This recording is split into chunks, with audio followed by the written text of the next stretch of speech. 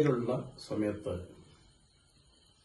ഒരു rainy day, മഴയുള്ള ദിവസമാണ് ഈ കവിതകൾ എന്നിലേക്ക് എത്തിയത്.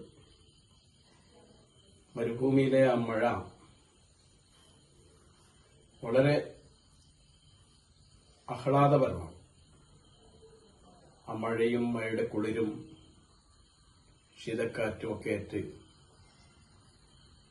മുറിയുടെ ബാൽക്കണിയിൽ ഇരിക്കുന്ന സമയത്ത് എൻ്റെ മുറിയുടെ പിന്നിലുള്ള മരുഭൂമിയിൽ ചാഞ്ഞും ചെരിഞ്ഞും ഒക്കെ പെയ്യുന്ന മഴയും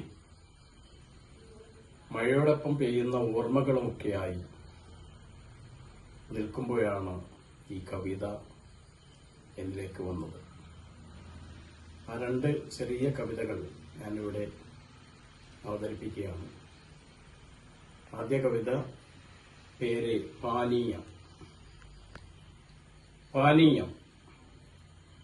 സ്റ്റാറ്റസിൽ പെയ്യുന്ന മഴയിൽ കുളിർന്നു നിൽക്കെ, സ്റ്റാറ്റസിൽ പെയ്യുന്ന മഴയിൽ കുളിർന്നു നിൽക്കെ, തിളയ്ക്കുന്ന ചായയിൽ 50 ഡിഗ്രി വെയിലൊഴിച്ചു കുടിക്കാൻ നൽകുന്നു പ്രവാസം.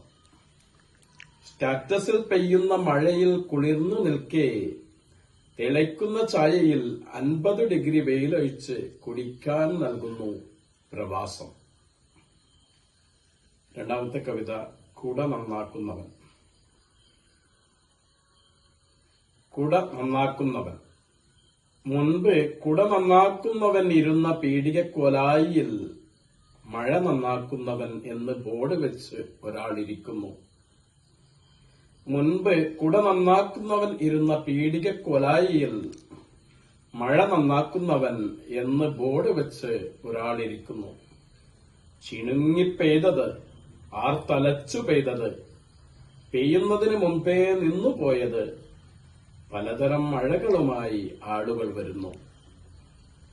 വലിയ ഒരു മഴയിൽ നിന്ന് ഇടിയും മിന്നലും എടുത്തുമാറ്റി തിരിച്ചു നൽകി അയാൾ ജോലിയിലുള്ള പ്രാഗൽഭ്യം തെളിയിക്കുന്നു.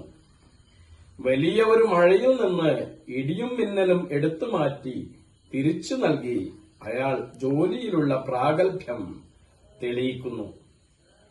എത്ര മഴ പെയ്തിട്ടും കുളിരാത്ത ഒരാൾ മഴയിൽ തണുപ്പ് നിറപ്പിക്കാൻ ഊഴം കാത്തു നിൽക്കുന്നു. എത്ര മഴ പെയ്തിട്ടും കുളിരാത്ത ഒരാൾ മഴയിൽ തണുപ്പ് നിറപ്പിക്കാൻ ഊഴം കാത്തു നിൽക്കുന്നു. ഉള്ളിലാളിക്കത്തുന്ന ജീവിതത്തിന്റെ ചൂട്, ഉള്ളിലാളിക്കത്തുന്ന ജീവിതത്തിന്റെ ചൂട് അയാളെയും കവിഞ്ഞ് പുറത്തേക്കൊഴുകുന്നു. നന്ദി.